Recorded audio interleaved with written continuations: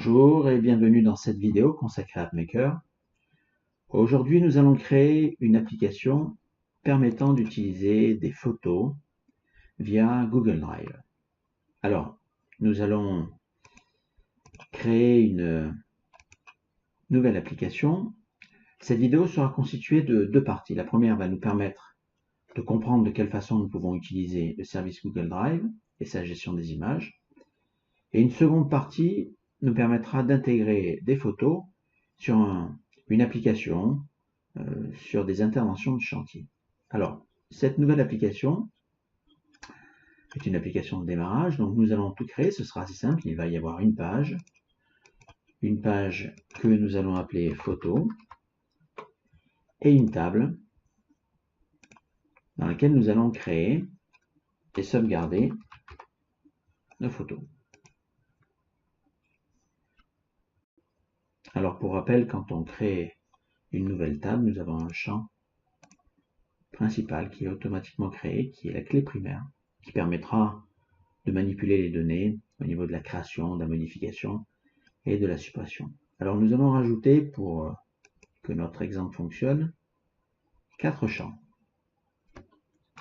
Image name, ce sera le nom de l'image lorsque nous la récupérerons sur le Google Drive. Image URL sera utilisée pour afficher graphiquement cette image dans notre application. File URL qui correspondra à l'URL physique. Et enfin, un identifiant que nous allons utiliser dans l'application, qui sera l'identifiant de l'image récupérée. Image name, image URL, file URL et image ID. Maintenant, nous passons sur notre page.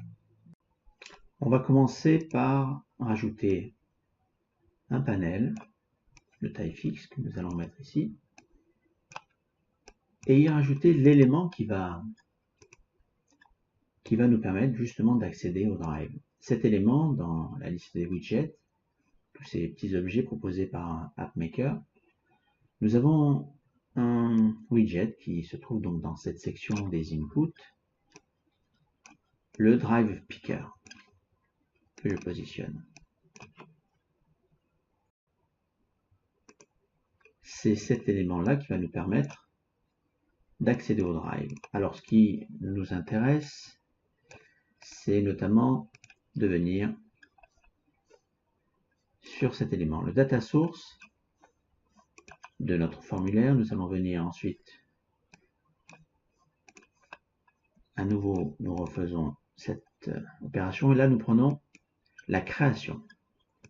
C'est donc ce qui va nous intéresser puisque nous voulons que cet élément intervienne sur la création. Alors, on va commencer à remplir un certain nombre d'informations sur ce Drive Picker. Au niveau de View, nous allons supprimer Doc et rajouter ce petit élément qui est Doc Image. C'est-à-dire que nous ne voulons voir que les images. D'ailleurs, on peut faire un test rapidement pour voir si cela fonctionne. On valide l'application. La première fois, on valide. Par la suite, ça ne sera plus nécessaire. Donc, a priori, lorsque nous allons lancer, grâce à ce Drive Picker, en cliquant, nous allons pouvoir voir l'ensemble des images disponibles sur notre Drive. On clique, et en effet, la liste des images apparaît. On va travailler sur des photos de chantier dans notre exemple. Nous allons lui ajouter des propriétés, nous allons le voir un petit peu plus tard. Avant cela, nous allons rajouter un autre panel. Donc, on remonte un petit peu.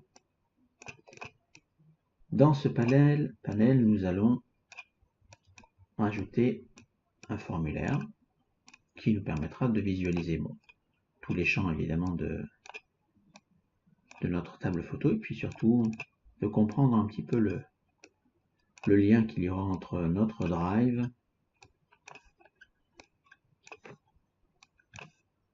et notre formulaire.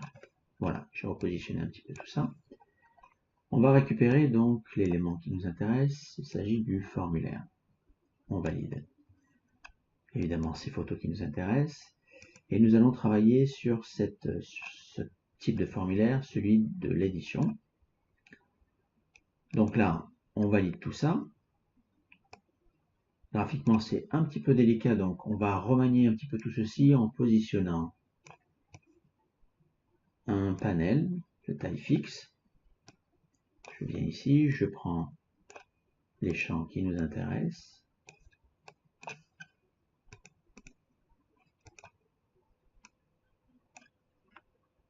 Alors, celui-ci est un peu délicat à déplacer. On va poser les différents champs. Ceux qui seront les plus importants à visualiser, ce sera donc file URL et image URL, parce que ce sont des champs dont le contenu sera long, donc on veut les positionner afin d'avoir une bonne visibilité. Donc, on les met comme ceci. Et image ID. On va le positionner. Voilà.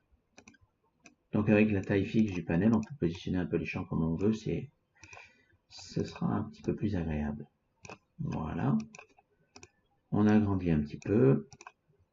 On agrandit tout ceci. Ici. Et là. Donc, ce qu'il nous faut faire maintenant, c'est venir modifier les propriétés de notre Drive Picker pour lui allouer les éléments qui vont nous intéresser. Alors, nous l'avons vu, View. Maintenant, nous allons travailler sur le Select Doc URL. Nous allons faire un lien. On va peut-être le voir comme ça si c'est...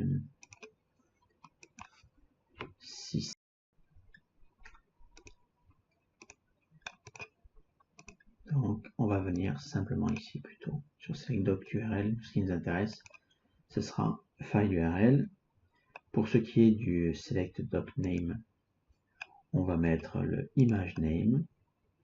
Et enfin, en Document Select, nous allons faire un peu de code. Donc, nous venons sur Custom Action. Et là, nous allons remplir ce code, indiquer ce code. On va prendre le widget, le data source qui nous intéresse, avec item, et l'un des champs, ImageID, qui sera égal à cette commande.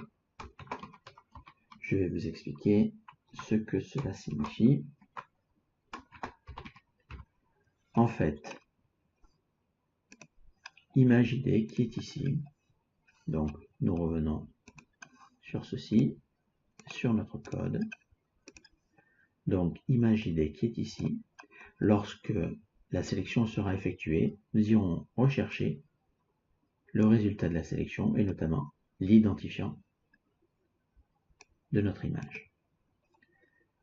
Voilà pour ce qui est de cette première partie, avec une seconde partie qui va nous permettre de dire, une fois que nous avons récupéré donc cet élément, là on va prendre data source, et on va lui dire tout simplement de faire une création. Donc nous récupérons l'identifiant de l'image et nous créons notre champ. Maintenant, il faut rajouter un autre petit élément, puisqu'il s'agit de la partie graphique. Nous allons venir sur la table photo. Au niveau des événements disponibles, nous allons venir donc Event sur les événements. Et nous allons venir sur On Before Create. Et là aussi, il va nous falloir saisir donc cette information. Je vais dire que l'enregistrement, et notamment ce champ-là, eh bien nous allons lui affecter ces informations. Je vais chercher ceci, image ID, Point web content link. En fait, nous allons mettre dans ce champ image URL tout simplement l'information qui est fournie par le Drive. Alors, on revérifie et on va exécuter pour mieux voir tout ceci. Donc la sauvegarde se fait automatiquement et nous allons visualiser si cela fonctionne. On exécute, l'interface apparaît, nous sommes donc en mode développeur, puisqu'en bas nous avons la visualisation des erreurs. Je clique sur le Drive, je sélectionne mon image. Et là, nous voyons une erreur, il nous indique que Drive n'est pas connu. Pour résoudre ceci, que devons-nous faire? Pour cela, nous allons aller dans les propriétés de l'application, donc en cliquant sur cette icône, Settings ou Paramètres, et nous venons donc ici sur Settings, donc c'était ici. On vient dans la partie des services avancés et nous allons rajouter l'API du Google Drive. On valide, on fait une prévisualisation, on va exécuter pour voir si on peut récupérer l'image. Ça s'exécute. Là, j'ai dû commettre une petite erreur. On va les vérifier immédiatement. C'était sur ici. Alors, tiens, voilà. Là, c'est une majuscule. On exécute à nouveau. Donc, nous avons mis, on a résolu le petit dysfonctionnement. On a mis l'API du Google Drive. On exécute. Plus d'erreurs. Et un certain nombre d'informations que nous allons expliquer. Alors pour comprendre un peu tout ceci, nous allons juste rajouter au niveau de notre page, nous allons rajouter un élément important, l'image. Donc nous allons prendre parmi les widgets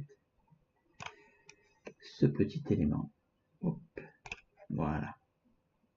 Bon, là on va le repositionner. Il est là.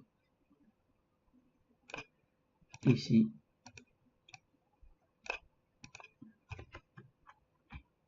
Voilà, je vais le déplacer avec le clavier. Il est là. Bien. Et donc, nous allons rajouter au niveau de l'URL, nous allons prendre image URL. On exécute à nouveau le programme. Quand on l'exécute, nous voyons apparaître l'image. Je vais refermer tout ceci et repositionner un petit peu notre fenêtre. Voilà, on va se faire ça un petit peu plus grand. Ici et là. Bien. Il ne nous reste maintenant plus qu'à passer aux explications. On lance une prévisualisation pour voir donc nos enregistrements photos. Bien. Si nous venons sur ces différents champs, ici nous voyons que nous avons le nom. Je vais cliquer ici, le nom de l'image que nous avions sélectionné, matériel. Ça c'est son nom. Ça c'est son identifiant. Sur le Google Drive, c'est tout simplement son identifiant. Notre programme, lorsque nous sélectionnons ici, fait quelques petites opérations. En tout cas, il prend cet identifiant, vous voyez, c'est celui que l'on récupère ici, ou que l'on récupère ici. Et en fait, à partir de ces URL, notamment celle-ci, si nous allons sur Internet, nous avons accès à notre image. Donc notre programme consiste, lorsque nous venons sur OpenDrive, à sélectionner une image. Celle-ci se crée automatiquement. L'identifiant qui est là est attribué à ces deux champs. Puisqu'en fait, quand nous venons sur le Before Create, vous voyez, c'est le champ image URL qui est rempli, grâce notamment à notre lien qui est effectué ici. Image ID est remplie à partir de notre fenêtre de Google Drive. L'enregistrement se fait et les informations sont ainsi sauvegardées. Il nous reste maintenant à rajouter un petit élément, tout simplement permettre de modifier une photo qui a déjà été créée. Donc cette fois-ci, nous allons faire un petit peu plus simple puisque on va prendre à nouveau un petit élément, le Drive Picker, que l'on positionne ici. Au niveau des propriétés, je vais lui dire que c'est un drive. On va lui donner un petit look, voilà. Au niveau des docs, je supprime, je vais rajouter nos images. Au niveau du doc URL, je vais bien sûr mettre file URL. Le doc name, je vais mettre un image name ici. Pour ce qui est du code, allez, on va faire un copier-coller de celui-ci. Je prends tout ceci. Et là, ce qui nous intéresse, puisqu'il s'agit juste de mise à jour, c'est cette information. Je reviens là. Et sur le document select, je le rajoute ici. Une dernière opération, on va venir. Donc là, nous avions on before create.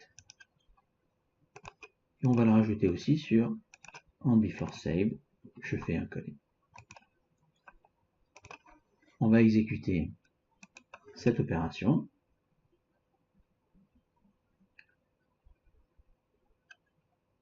Et nous allons vérifier que cela fonctionne. Donc notre image a été créée. On en a une, on en a deux. Je reviens sur la première. Je change d'avis, je voudrais changer l'image. Donc je vais venir ici, je vais prendre celle-là. Une fois que c'est fait, il suffit, bon, après, quand on vient ici, vous voyez, là nous avons l'identifiant. Je viens ici, je vais prendre celle-ci. L'identifiant va être collé et elle change. Donc en résumé, nous avons vu que nous pouvons créer, modifier à partir d'une simple interface et que nos photos sont sauvegardées. Il ne nous restera dans notre seconde partie qu'à essayer d'intégrer cette gestion des photos dans une application, notamment une application sur des interventions de chantier.